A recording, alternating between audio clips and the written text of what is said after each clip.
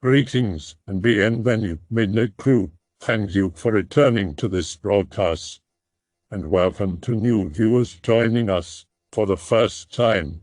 If you like a video, then feel free to subscribe. Why are the sightings increasing so much lately? I live semi-rural now and I'm not sleeping well anymore knowing these things are out there. I saw one of those once. I used to love hiking with my dog. She and I would go on hikes in our area for like 30 or 60 minutes just for exercise, and I'd find cool rocks or pick wild berries. A few years ago in mid-May, just when it was getting warm enough at night to go back hiking again, I set out and started walking with my dog, who is an 85-pound German Shepherd from a family of police dogs. She was the runt and wasn't getting fed by the mom, so I rescued her. We were halfway through our hike when my dog just stopped like someone stomped on the brakes of a car going 60 miles per hour. I tried pulling her with all my strength and she refused to move forward. Then I saw her tail between her legs and she was growling really low and started peeing. I was freaking out cause we have black bears in the area and I don't carry a gun. I just had a folding knife in my pocket. So I looked forward on the trail and there was this human-sized creature, all white and pale, no clothing, no hair. Huge black eyes that reflected light, you could see they were shiny like glass or wet. It lowered down closer to the ground like it was trying to sneak or go into attack mode, and I just ran for my life. I turned around and literally grabbed my dog by the face and ran down the hill and into the cul-de-sac where my neighbor's house is. He is a retired military vet from Desert Storm or something, so I ran into his backyard and was screaming for him. I explained what happened, and he looked so pale and white in his face, like he was freaking out. What he explained to me, he had been seeing this creature in his backyard and the wooded area for weeks, and he thought it was flashbacks or something that caused PTSD. After that, I didn't go hiking again for about 3 months and never went alone anymore.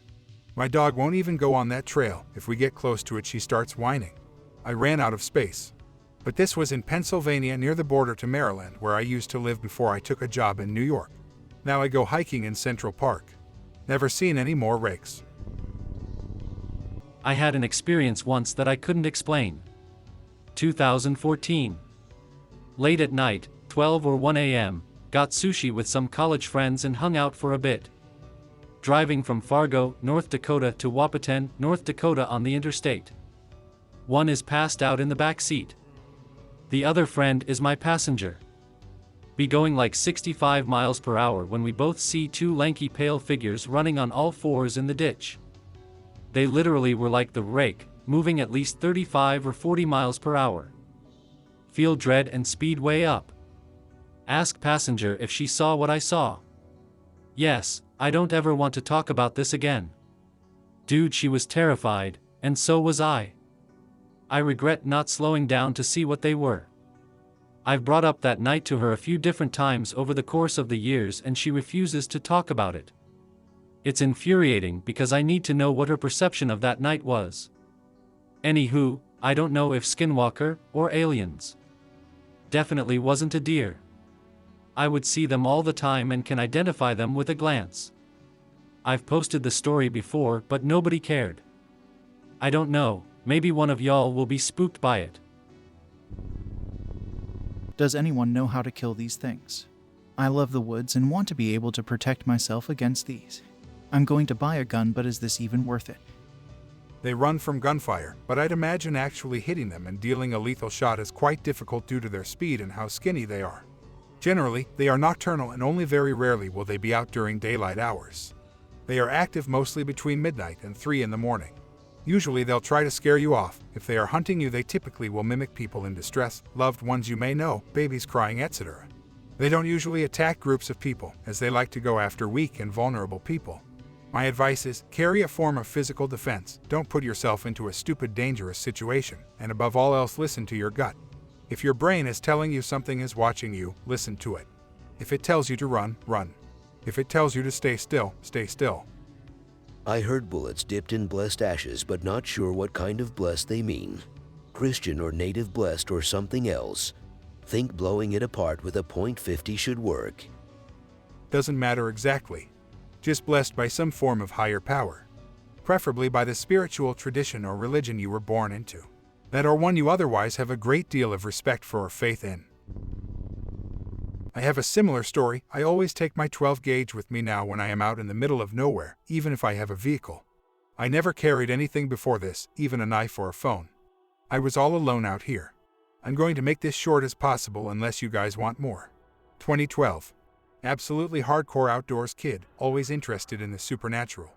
Kind of learned what the rake and a skinwalker was at a young age but wasn't too terrified. Live in eastern Kansas, between Topeka and Lawrence, Grantville area. Had a large black lab that always went with me on little hikes. She was a rescue and usually had violent tendencies. My stepdad bought the farm, which had 200 plus acres of an overgrown pasture, 2 collapsed barns, and a semi-dried out pond. Place had been abandoned for years on the north side of Highway 24. Constantly heard neighbors speaking about some random white naked guy. While we were out relaxing, my black lab, Bernie, had stopped walking and began fairly growling and panic barking to the east. Immediately get a feeling of instinctual. See some movement to the northeast, between us and our house. Saw a pale figure slowly inching its way toward us. The thing had glossy black eyes, and it looked like just a skeleton with a skin suit on. As I turned, I guess it noticed that I had noticed it and it began charging. Absolutely panicked and sprinted toward the nearest neighbor. Bernie was right on my ass. By the time we had exited the woods, I had been torn apart by shrubbery and shit. I had literally jumped my neighbor's fence. Began banging on his back door and was screaming, stuttering whatever just happened. He's a member of the local Potawatomi tribe. I am too, who is a Vietnam veteran. He hardcore believes in the tribal legends, that if an owl visits you, it's a horrible omen. Dragged my ass inside along with my dog, and readied up his bar rifle. A few moments after he had dragged my ass inside alongside my dog, he began breathing hard and speaking our native language. I don't speak it, but my dad knew it when he was younger. Dad is a hardcore Christian. I told him about the incident, and I will greentext it next. He tore open his gun case and pulled out what I now know as a bar.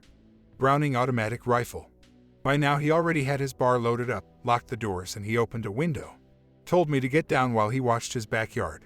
We saw a white figure off in the distance, meters away from the fence. Thing was steadily meandering its way to the fence when he suddenly began firing.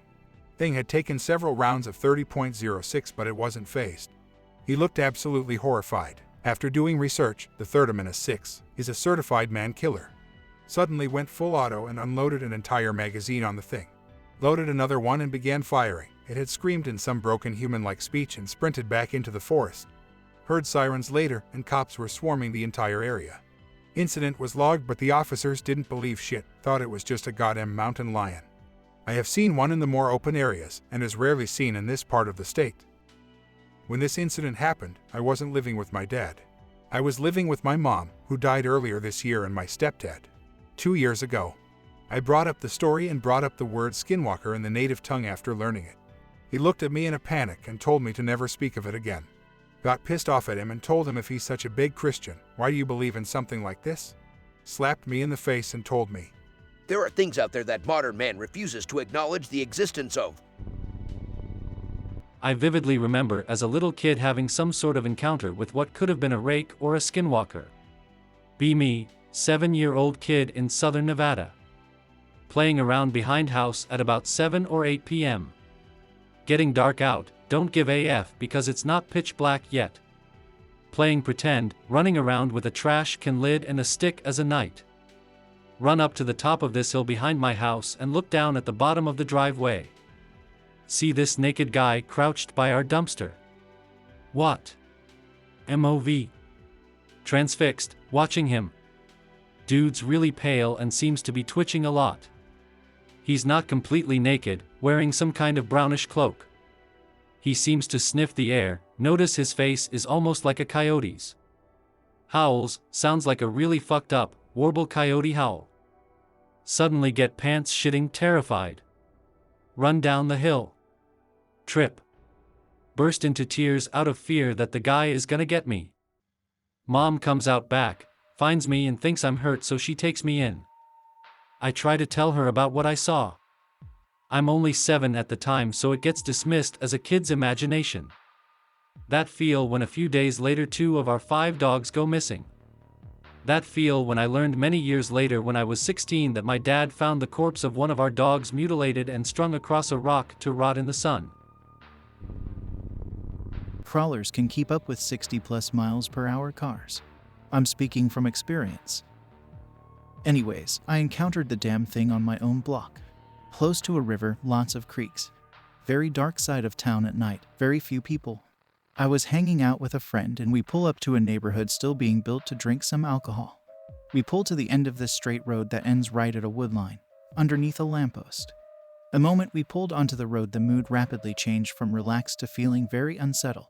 This discomfort only got stronger as we parked. We parked backwards just to make a getaway faster because of this deep unease we were now feeling. By the time we park, my body is screaming at me that something is watching us, that something dangerous is in the woodbine. We weren't parked for more than 5 minutes and didn't drink anything, because as I was looking through the back right window, I saw this patch of white skin showing through the darkness about 10 feet away from the car. The moment I saw it, I was hit with a powerful adrenaline rush, even though I couldn't even make out what it was. It was of such a foreign and unusual texture that I instinctively knew whatever it was is something I'd never come across before. I freak out and tell my friend to drive. And as we drive out of there, I look back and I see this long-limbed, skinny humanoid thing running on all fours fast across the road. It was chasing us. As we hit a main road, me and my friend finally had a second to process what was going on, and we both started panicking, because he saw another one in a crouching position out of the back left window. We drove to Walmart, which while empty was well lit and had security cams. This thing, it trailed behind the car on the 2-mile drive. Most of the roads along the drive are unlit as well. The thing followed us to the Walmart, though we didn't see it for a time. It was about 1:15 at this point in time. My friend and I cried and started manically laughing several times. We didn't know what to do but knew Walmart would be reasonably safe. We had parked towards an unlit road on the side of the Walmart, lots of bushes in that direction. We saw it in these bushes off in the distance. I could see a gray mass moving, what looked like eyes reflecting back. And at one point the bastard even stood up. It was rather tall but far away enough to not have quite a clear view of it. We tried taking pictures, but the phone was old, and the camera was genuinely potato quality. Pic-related is one of the pictures taken that night. The worst part for me personally, mentally, was when we had decided to leave for water at a 24/7 gas station in the central part of town. It was about 2:30 when we left Walmart. On the exit of the parking lot, there is a light in a wooded grove area. As we waited at the light, it was stuck at red. My buddy tells me he can see something moving in that area. I looked, and as my eyes get used to the dark, I could see the upper area of its head, and the worst part was that I locked eyes with it. I couldn't look away, I couldn't blink, I felt like I was in hell. It felt like my brain was on fire, adrenaline was rushing through me. While still locking eyes with it, as it was looking right back at me, I told my friend to run the red light, which he did. The moment I lost direct eye contact with it, I burst into tears instantly and uncontrollably. Like I said, my experience almost traumatized me and I was relatively safe. Do not lock eyes with it, it's such an ugly experience to go through. I felt like I had been up for days on end when I first got my cup of water after that.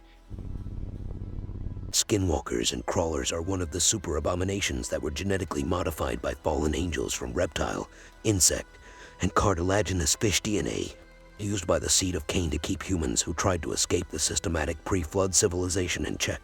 They were literal boogermen that also acted as an information storage species with brains much more bigger and complex that would store the data of old world technology in case if backup was needed. They survived the Great Flood, though Gilgamesh.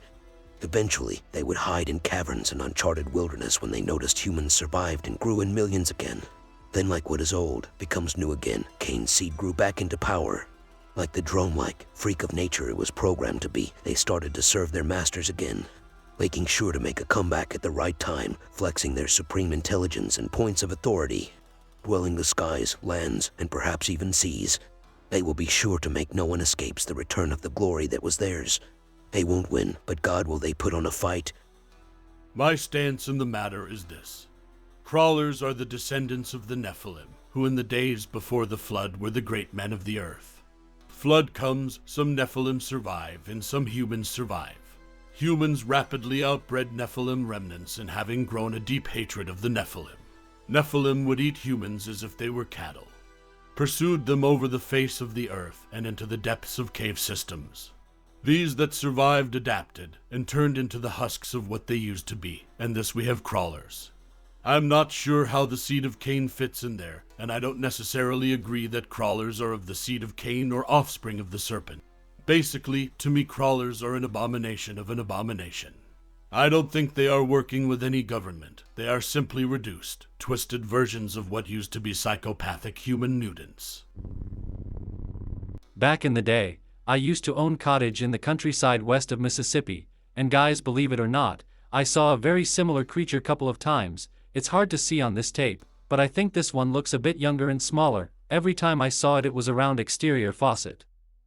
My guess is it was looking for water. It was always making some indescribable sound and was very fast, walking on 4 legs. After I saw it a third time, I reported the accident to authorities.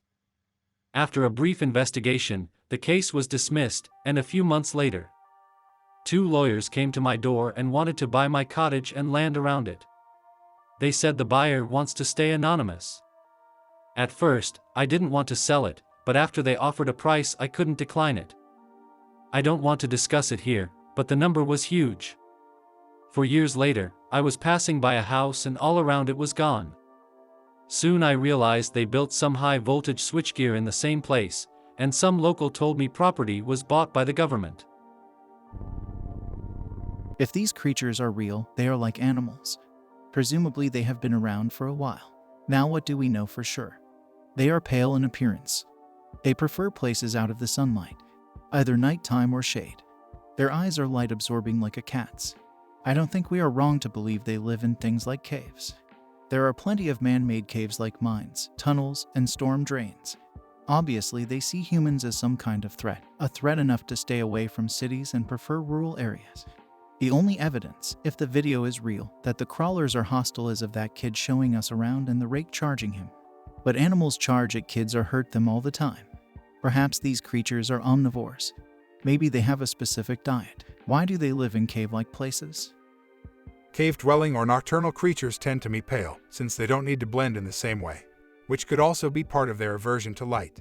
The tapetum lucidum, the reflective layer in eyes, is actually pretty common. Humans just suck, and it's yet another trait we don't have.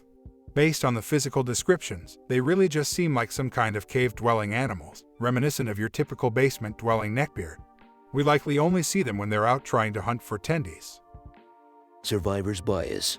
We only get footage and stories from people who survive unscathed from crawler encounters. There are very, very few stories where someone is harmed and manages to escape. They likely are opportunistic predators when it comes to humans. I'm sure this is some of the few non-LARPing stories you will ever hear on this board, and I don't like telling them, but today's a good day. I will set the scene for you. Mom and Dad bought a piece of property out in the boonies of northern Manitoba, Canada. This property lies on the last major east-west road going north. What I mean by that is north of this road there is nothing but forest, swamp, and lake, and I mean nothing for hundreds of kilos, not one community, until you hit the Arctic tree line, which is why I'm an outist. The property is on a crossroads of roads going southeast-west. For miles to the east there is a main road, west is 50 kilos of dense swamp to the next town, 12 miles south is the little town. We had one neighbor 2.5 miles west of us. Great hunting. Be my older brother. 1 a.m.-ish. Decide to have a smoke. Go outside. Decide to let his new puppy Molly out with him. Wild animals roam abundantly, as you might guess, so he takes the spotlight and didn't want to grab a rifle, so grabbed a hammer. In before hammer? What's that gonna do? He's dumb. He wants to see how far the new spotlight will shine, so he walks to the road. From the driveway he shines the light south. The puppy whimpers and cries, shaking, looking north. He turns north. Next to the stop sign stands this tall gray hairless creature, standing as a man, 2 legs 2 arms. Unusually long arms and legs compared to torso. Dark sunken in eyes, wide slit for a mouth. Proportionate head, so this ain't no alien. We measured later using me as reference to the stop sign the next day, and we figured it was 9 feet tall. It stood motionless. My brother froze in horror, but was finally able to scream, "Fuck no! Fuck no!" The creature grimaced and jerked as if expecting something, but it stood its ground and didn't move. My brother knew if he attacked it he would lose, so all he could do was run. He ran his ass off. The dog was already long gone. He looked back because he didn't hear anything behind him as he ran. The creature was in the cattails in the ditch attempting to hide, but it was massive and pale compared to the scenery, and its eyes grew white from the light. He kept running. Found the dog cowering near the porch door. Picked her up and let her sleep in his bed that night. He didn't sleep, of course.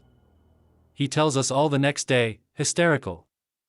I later saw this same creature, along with some of my family, and a few locals did too after asking around. I know it's a meme, but when I saw it and by my brother's description it was exactly pick related. However, the pick is like an adolescent, because the one we saw was much larger. If anyone wants to hear the other stories I have of this thing, I'm happy to share, only if you believe me. I know what I see and I know my brother isn't lying. I hope this story is useful or at least interesting for one of you outdoorsmen. I know we can't be the only ones who have seen them. Also, we have no name for it, so names are welcome, or even what you think it could be. We just call it the creature. Damn WTF. People who see it and getting messed up emotionally by it appears as a common theme. Yes, I remember a couple of threads here and there inquiring why humans have a sense of the uncanny valley, and that it must indicate some sort of predation by beings that must have looked almost human. Crawlers are the key to that puzzle, and when you come across one, your brain runs on instinct mode. Even seeing the skin alone will freak you the fuck out. We are very sensitive to them, their presence, the danger they present, even if we've forgotten them in the modern day. The reason why I insist on calling them crawlers is because they must be brought to the light, and doing so requires a clear understanding of what is being discussed. Not a rake, not a skinwalker, not a wendigo or ghoul, or flesh gate, but a crawler. It's best we are educated clearly here, because these creatures are very real, very dangerous, and there is much to be learned about them. Be careful out in the woods, anons. I hope that you enjoyed tonight's broadcast. If you enjoyed tonight's story, then please subscribe to the channel, as more Greentexts will appear daily. A new broadcast will appear when the clock strikes midnight Central Time.